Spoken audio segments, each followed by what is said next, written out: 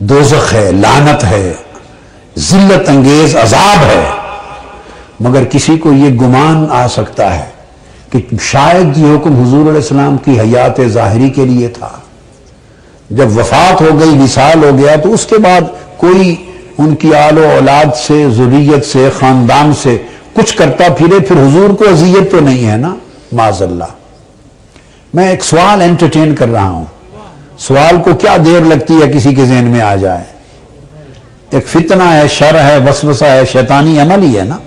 کوئی یہ کہہ دے کہ حیات مبارک سے اس کا تعلق ہے، وصال کے بعد اب کون سی اذیت رہ گئی؟ آ سکتا؟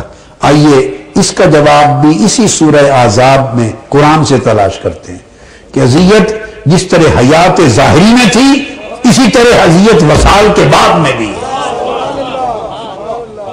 بعد میں بھی اذیت ہے۔ فرمایا وما کان لکم ان تؤذوا رسول اللہ، فرمایا لوگو تمہارے لیے ہرگز جائز نہیں کہ رسول اللہ صلی اللہ علیہ وسلم کو تکلیف پہنچاؤ، اذیت دو۔ سمجھ آ گئی بات؟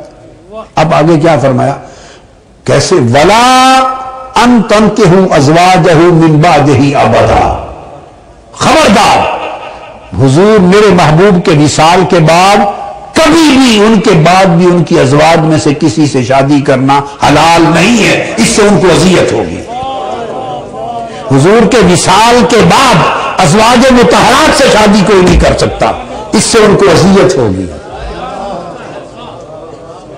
اب قرآن کے لفظ ہیں وَلَا أَن تَنْكِحُوا أَزْوَاجَهُ مِن بَعْدِهِ، وصال مبارک کے بعد بھی کوئی ان سے شادی نہیں کر سکتا، اذیت ہوگی۔ آپ کہہ سکتے ہیں کہ چلو وصال کے فوری بعد جب تک وہ حیات تھی، تازہ تازہ دور ہے، تو کوئی شادی نہ کرے، اذیت ہوگی۔ تو جب 60 سال گزر جائیں، زیادہ عرصہ بیت جائے، تو فرمایا تم زیادہ عرصہ کی بات کرتے ہو، قیامت تک من بعدہ ابدا، مصطفیٰ کے بعد ابد الاباد تک جو شخص میرے مصطفیٰ کو اذیت پہنچائے اس پر خدا کی لعنت ہوگی۔ من بعدہ ابدا، ابد الاباد تک حضور اسی طرح ہیں جیسے وصال سے قبل تھے، ابد الاباد تک حضور کے احساسات اسی طرح ہیں جیسے پہلے تھے، محبتیں اسی طرح ہیں، اذیتیں اسی طرح ہیں، پیار اسی طرح ہے، حیا اسی طرح ہے، ادب اسی طرح ہے، احترام اسی طرح ہے، تعظیم و تکریم اسی طرح ہے جیسے پہلے تھا۔ من بعدہ ابدا، حضور کا ادب ابدی ہے، جس کا ادب ابدی ہو وہ خود ابدی کیوں نہیں ہوگا؟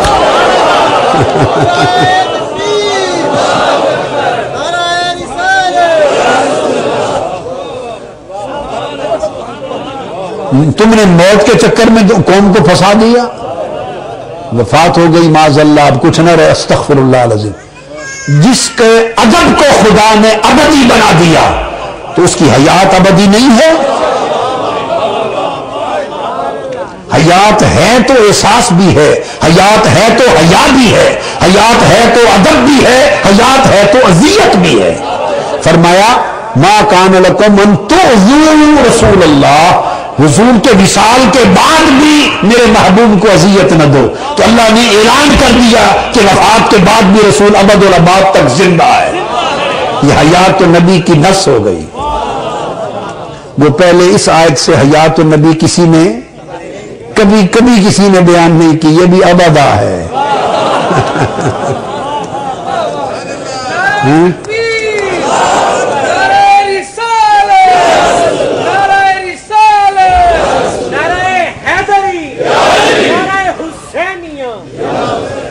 تو آپ اس بات کو سمجھ گئے کہ گویا کبھی بھی حضور کے گلشن کا کوئی ایک پھول توڑ دے، کبھی بھی، تو حضور کو گوارا نہیں، اذیت ہوگی، حضور کو اذیت ہوگی۔ یہ من بعدہ ابدا کے لفظ کو کبھی نہ بھولے، دو لفظ ہیں سادہ سے ہیں، سورہ احزاب آیت نمبر 53. اور کچھ یاد رہے یا نہ رہے، اتنا خیال رہے کہ حضور کی اذیت پہنچے گی من بعدہ ابدا. تو جب اذیت ابداً پہنچتی ہے تو حیات بھی ابدی ہے.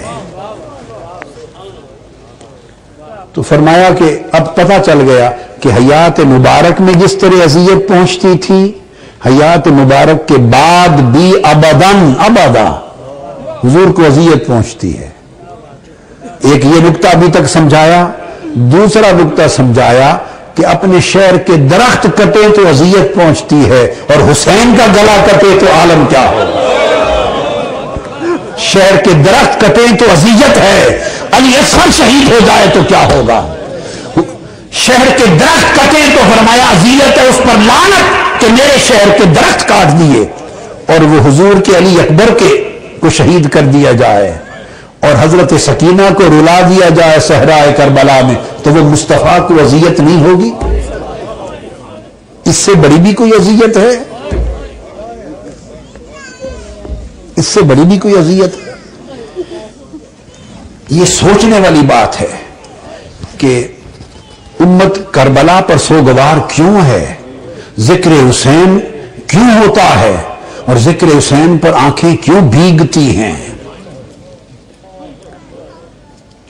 بعض لوگوں کو یہ بھی وہم آتا ہے، خیال آتا ہے، اور یہ سب مطالعہ کی کمی ہے. نہ مطالعہ میں وسعت رہی، نہ مطالعہ میں گہرائی رہی.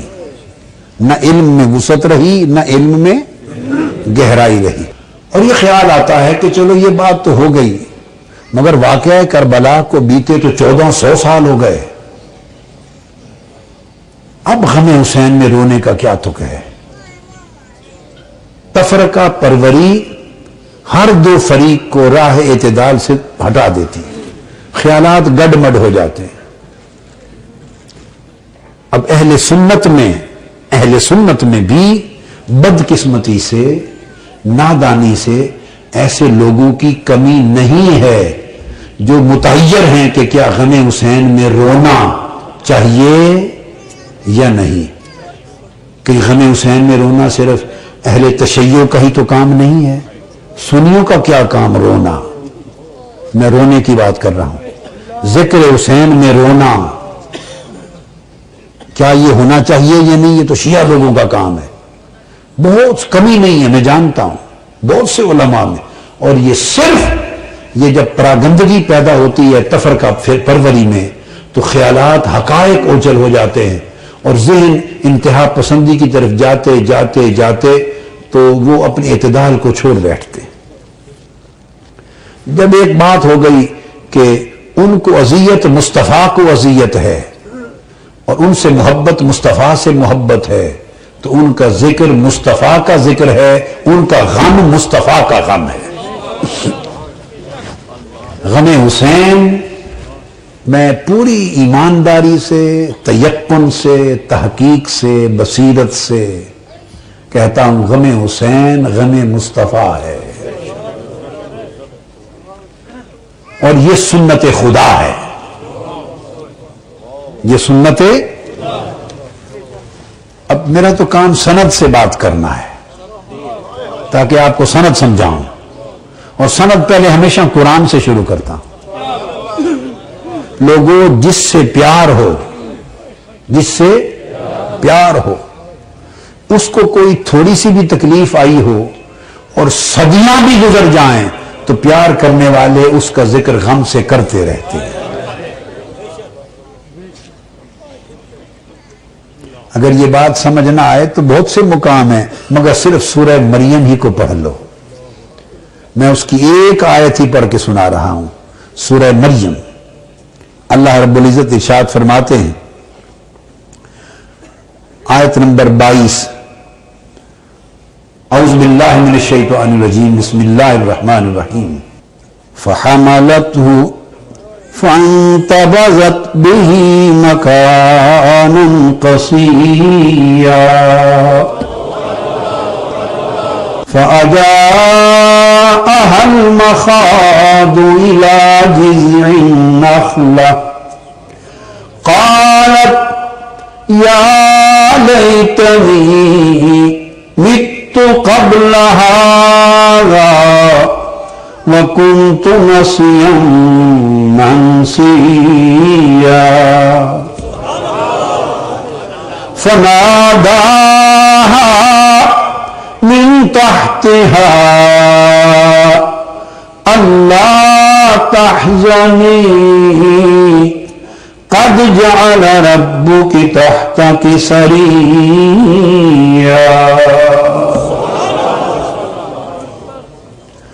وهزي إليك بجذع النخلة تساقط عليك رطبا جنيا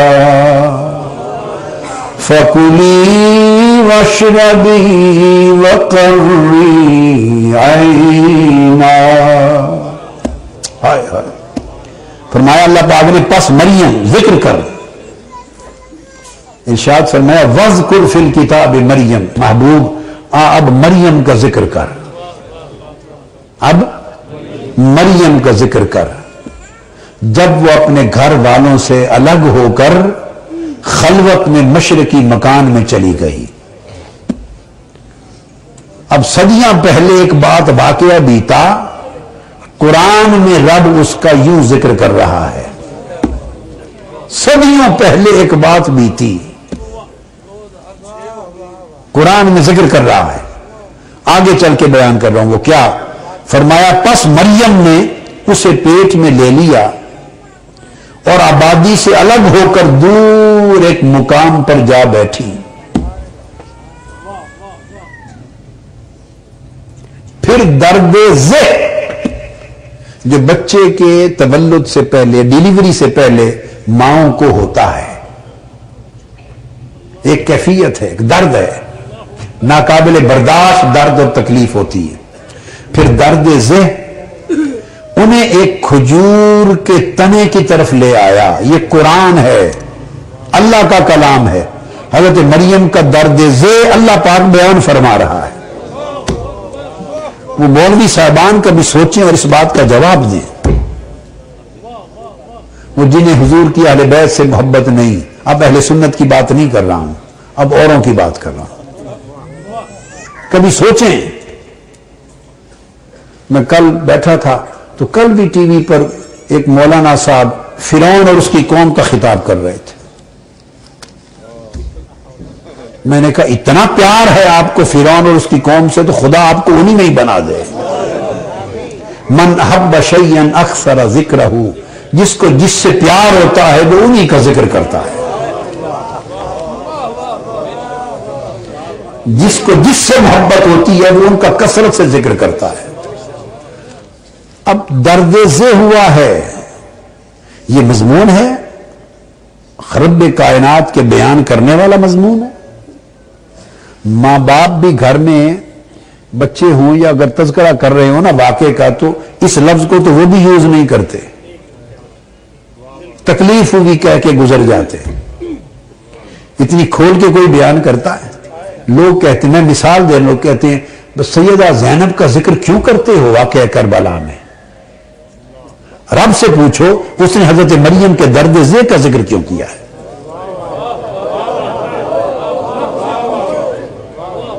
تم حضرت سیدہ سکینہ کا ذکر کرتے ہو, سیدہ خدیجہ کا ذکر کرتے ہو کہ سیدہ سکینہ نے گھوڑے کی پاؤں ٹانگیں پکڑ لی کہ بابا آگے نہیں جانے دوں گی.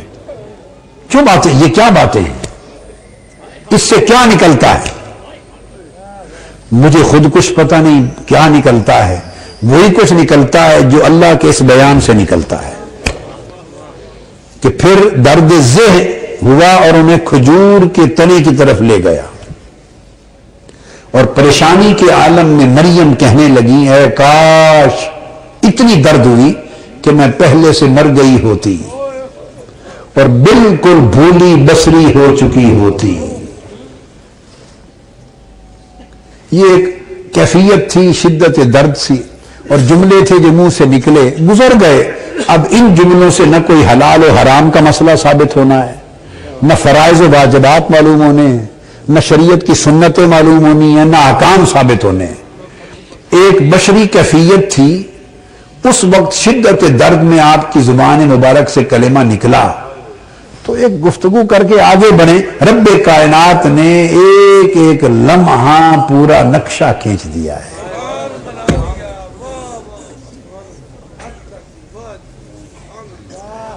اور پھر ان کے نیچے کی جانب سے آواز آئی کہ تو رنجیدہ نہ ہو، بے شک تمہارے رب نے تمہارے نیچے ایک چشمہ جاری کر دیا ہے. اور پھر فرمایا کھجور کے تنا کو اپنی طرف ہلاؤ، وہ تم پر تازہ پکی ہوئی کھجوریں گرا دے گا، اور سو تم کھاؤ اور پیو، اور اس حسین و جمیل فرزند کو دیکھ کر آنکھیں ٹھنڈی کرتی رہو. یہ بیان ہو رہا ہے قرآن کا. اس سارے بیان میں کتنے فرض پیدا ثابت ہوتے ہیں، کتنی سنتیں، شریعت کے کتنے احکام.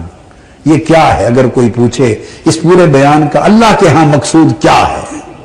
صرف محبوبوں کا ذکر ہے، محبوبوں کا ذکر ہے، اور ان کی تکلیف، اس کے غم کا اظہار ہے.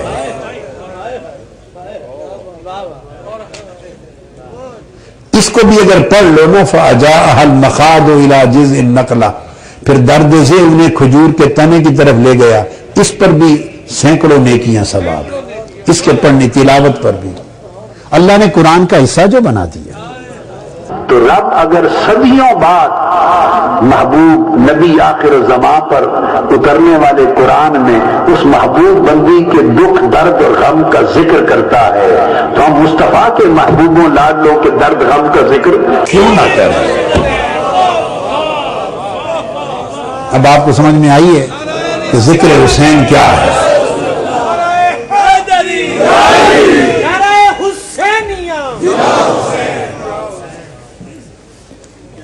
اب رہ گیا رونے کی بات. غم حسین نے رونا.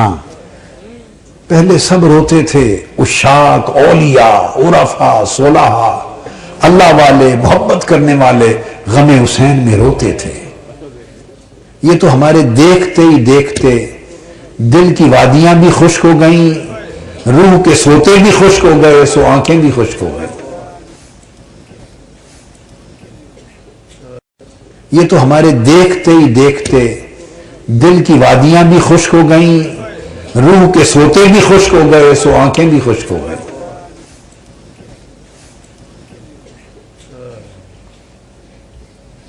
بہقی اور دیلمی کی حدیث ہے. جریر بن عبداللہ البجلی رضی اللہ تعالیٰ عنہ روایت کرتے ہیں، قال لنا رسول اللہ صلی اللہ علیہ وسلم انی قارئ علیکم سورۃ الہاکم التکاثر. آقا علیہ السلام نے فرمایا صحابہ کرام سے کہ میں تم پر سورہ الہاکم التکاثر کی تلاوت کرتا ہوں. پہلے تھا ذکر، غم کا ذکر کرنا، اب اس غم میں رونا. آقا علیہ السلام نے فرمایا میں تمہیں سورہ تکاثر کی تم پہ تلاوت کرتا ہوں. فمن بکا فلہ الجنہ، جو روئے گا وہ جنت میں جائے گا.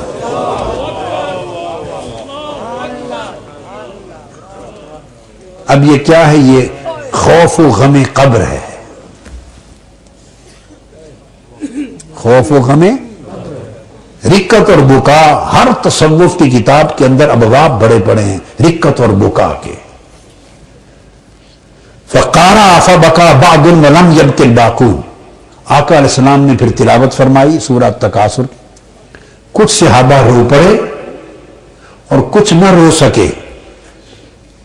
قال الذین لم یبکوا، جنہیں رونا نہ آیا انہوں نے عرض کیا یا رسول اللہ لقد جہدنا یا رسول اللہ ان نبکی فلم نقدر. آقا ہم نے بڑی کوشش کی کہ ہمیں بھی رونا آ جائے لیکن ہم رو نہیں سکے. فقال انی قارئها علیکم الثانیہ. آقا نے فرمایا میں دوبارہ تمہارے اوپر پڑھتا ہوں. فمن بکا فلہ الجنہ، جو رو پڑے اس کے لیے جنت ہے. ومن لم یقدر ان یبکی فلیتباک، اور جس کو کوشش کے باوجود رونا نہ آئے وہ رونے جیسی شکل ہی بنا لے.